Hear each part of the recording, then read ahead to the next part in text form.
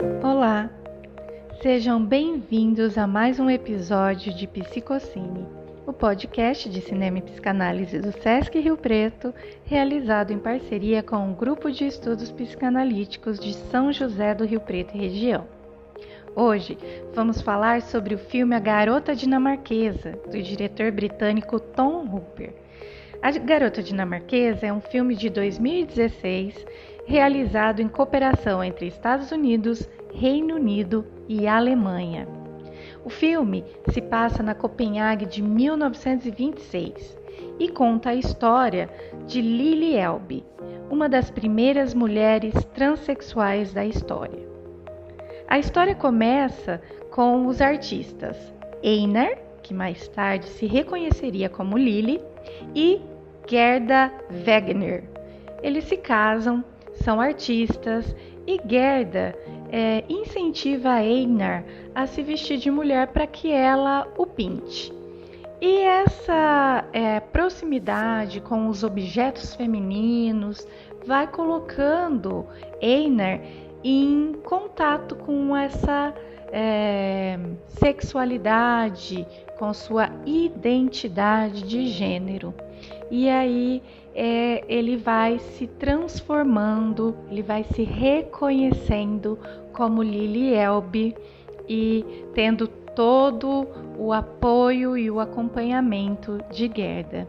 É um lindo filme que agora será comentado pela Adriana Cortelete Uchoa. A Adriana é psicanalista, membro efetivo da Sociedade Brasileira de Psicanálise de São Paulo e membro do Grupo de Estudos de Psicanálise de São José do Rio Preto e região. Vamos ouvir então o que a Adriana tem a nos dizer sobre A Garota Dinamarquesa.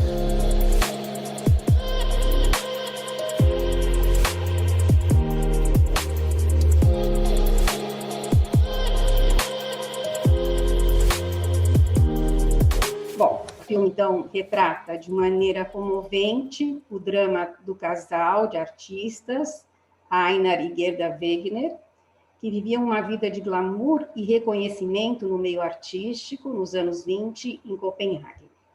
Era um casal comum, apaixonado, que queria ter filhos, formar uma família, até que em determinado momento de suas vidas, algo muda para sempre.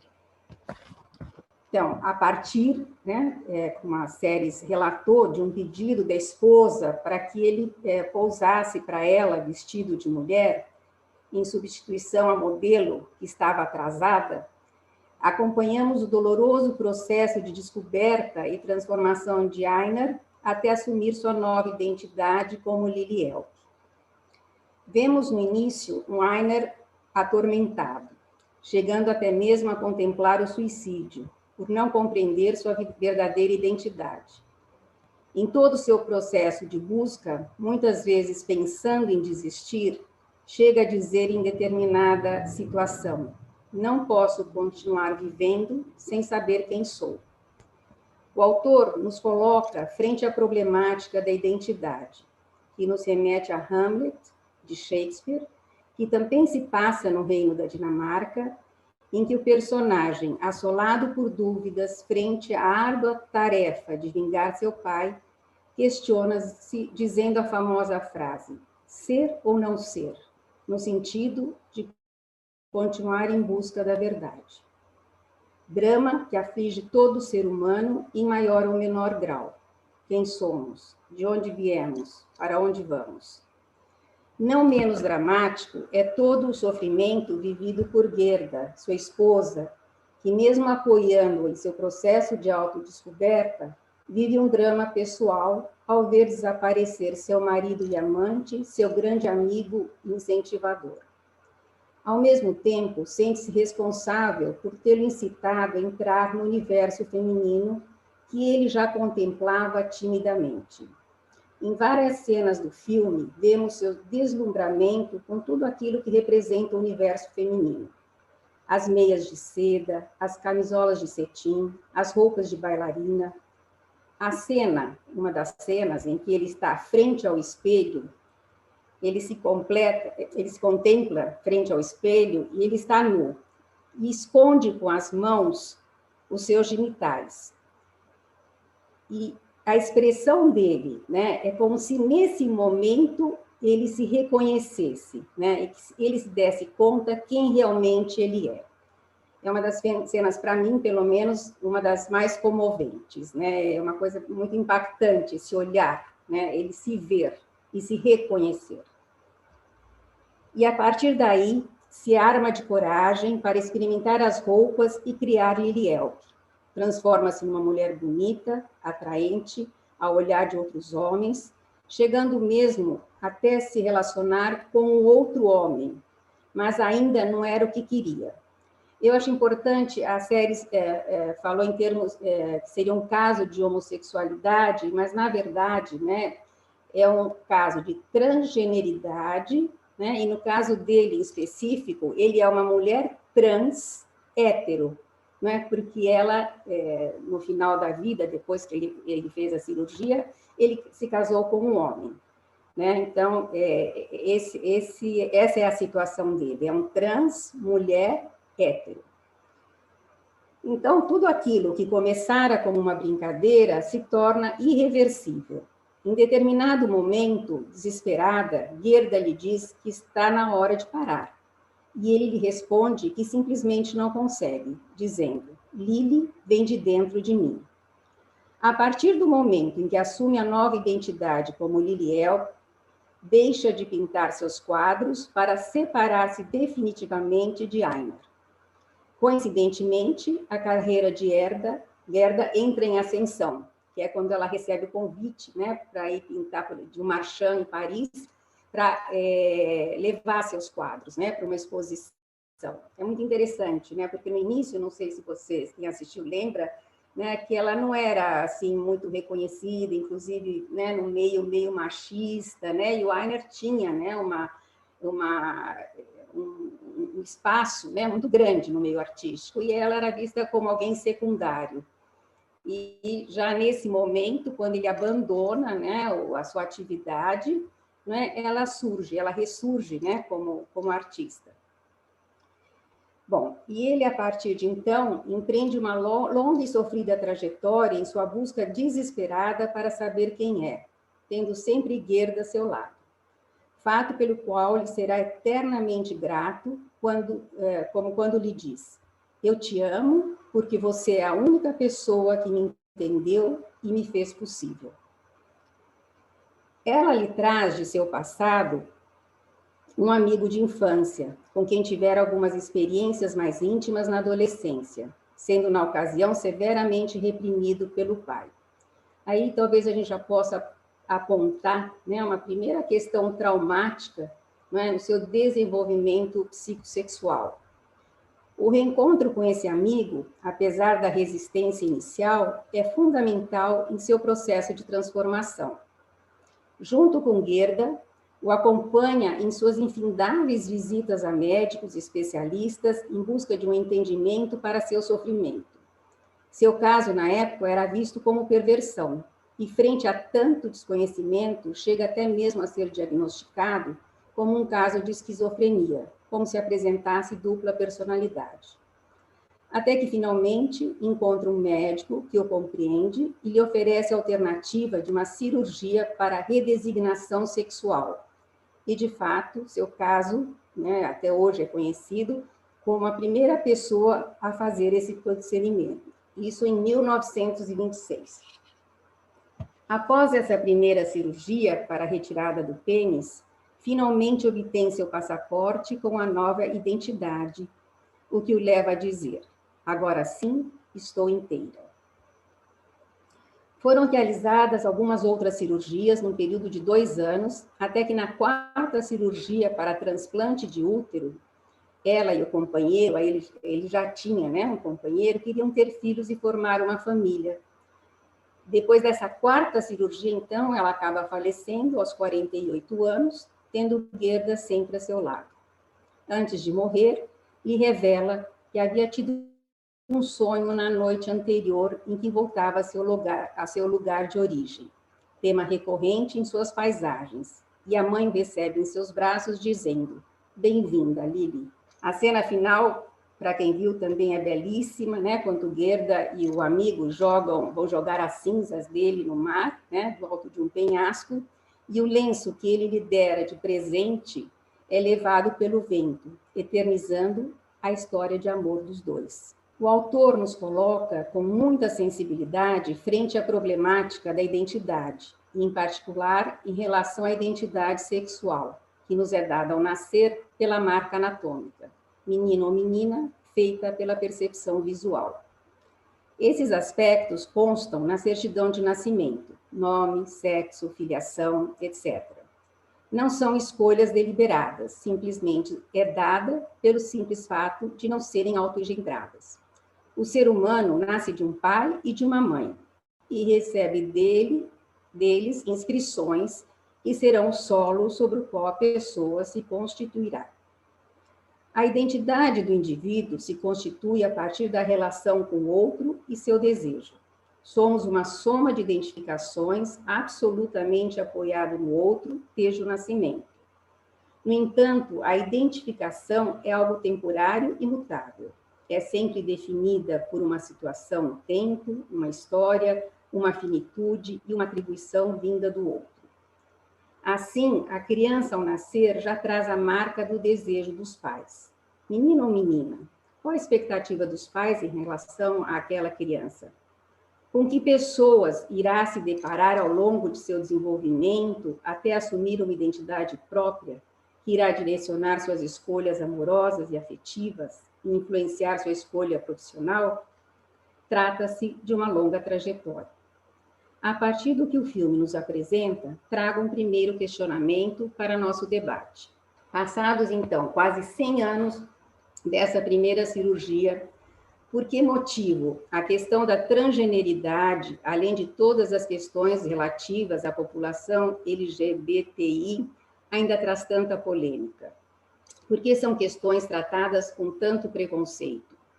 Especialmente entre o grupo que representa uma ala mais conservadora da sociedade, que só admitem a determinação biológica do sexo, ou seja, ou se nasce homem ou se nasce mulher em acordo com a genitália, sem levar em consideração os aspectos sociais e culturais como fatores que ajudam a constituir a identidade sexual do sujeito, como defendido pelo grupo que compõe o chamado estudos de gênero.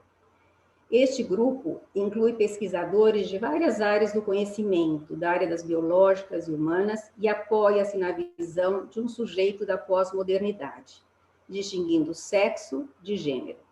Levam em conta a diversidade sexual e defendem os direitos da população LGBTI, além de reconhecer as novas constelações familiares decorrentes dessas transformações culturais.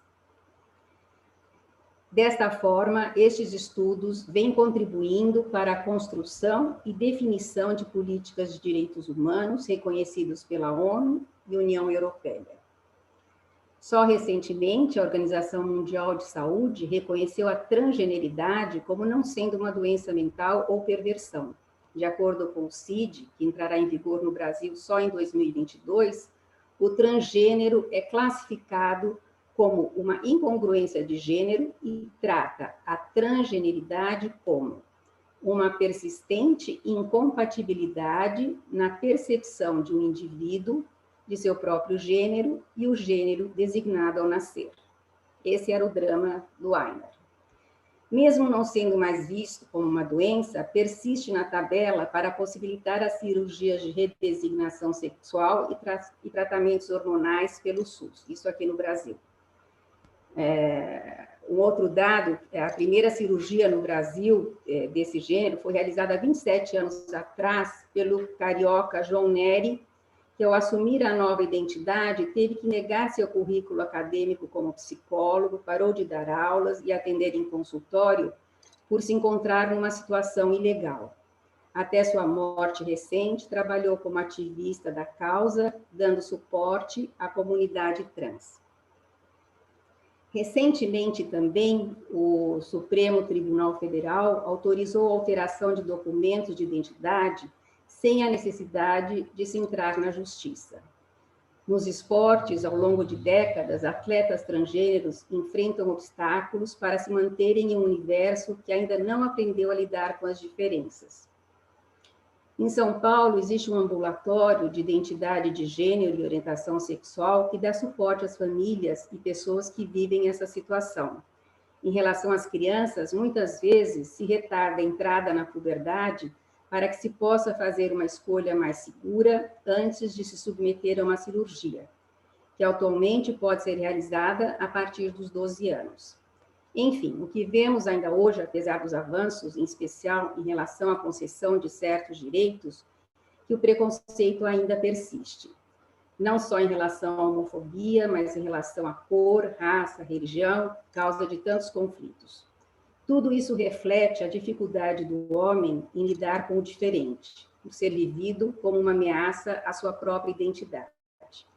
Freud, em seu texto Estranho, de 1919, aborda essa questão do diferente, o estranho, como aquilo que nos é indubitavelmente assustador, com o que nos provoca medo e horror, não necessariamente por não ser conhecido, mas por não saber como abordá-lo. Ou seja, aquilo que nos é familiar, que deveria ter permanecido oculto, mas de alguma maneira veio à tona. Seria o retorno do reprimido. Faço agora algumas considerações breves para entender como a psicanálise, transcorridos mais de 100 anos desde que Freud escreveu em 1905 o seu artigo Os 13 Ensaios sobre a Sexualidade, tem feito suas contribuições para uma melhor compreensão da diversidade da sexualidade humana. Nesse artigo de 1905, Freud surpreende a moral vitoriana da época ao falar de uma sexualidade infantil que se apresenta de forma perversa polimorfa, isto é, não existe ainda na criança uma zona erógena definida que só irá se consolidar na puberdade, quando a sexualidade genital masculina irá se distinguir da sexualidade genital feminina.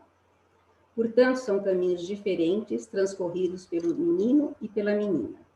Se isto se der de forma positiva, ou seja, não invertida, cada um chegará à puberdade tendo assumido sua identidade sexual de acordo com a determinação biológica, possibilitando a ambos a escolha do objeto amoroso correspondente. No entanto, muitas intercorrências podem se dar nesse percurso, dificultando a definição da identidade sexual e, consequentemente, a escolha amorosa. Podemos concluir, então, que não se trata de uma simples questão de escolha. A genitalidade é uma parte da sexualidade do adulto que tem como centro a sexualidade infantil. Esta, pela sua característica errante, multiplica os sexos. Ela deseja, o que equivale a dizer que ela não sabe o que quer. Definitivamente não tem um fim.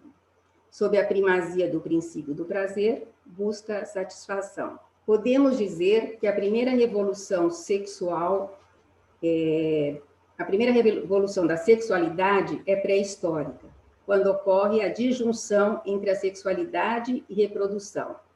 A mulher é a única fêmea mamífera a se prestar ao coito fora do período fértil. E a segunda é freudiana, ao fazer da sexualidade infantil o centro da sexualidade humana. Na compreensão das psiconeuroses, Freud se volta para a infância em busca da fonte dos conflitos que marcam toda a vida psíquica. A clínica, no entanto, aponta para uma diversidade que vai muito além desse binarismo proposto por Freud, que sustenta até o final de sua obra a ideia de que anatomia é destino. Embora ele mesmo, em seu texto, Algumas Consequências Psíquicas da Distinção Anatômica entre os Sexos, de 25, faz a seguinte afirmação: todos os indivíduos humanos, em resultado de sua disposição bissexual e da herança cruzada, combinam em si características tanto masculinas quanto femininas, de maneira que a masculinidade e a feminilidade puras permanecem sendo construções teóricas de conteúdo incerto. Importante lembrar que a abordagem freudiana surge dentro de um contexto histórico baseado no dimorfismo sexual que aparece no final do século XVIII, dando ênfase às diferenças anatômicas.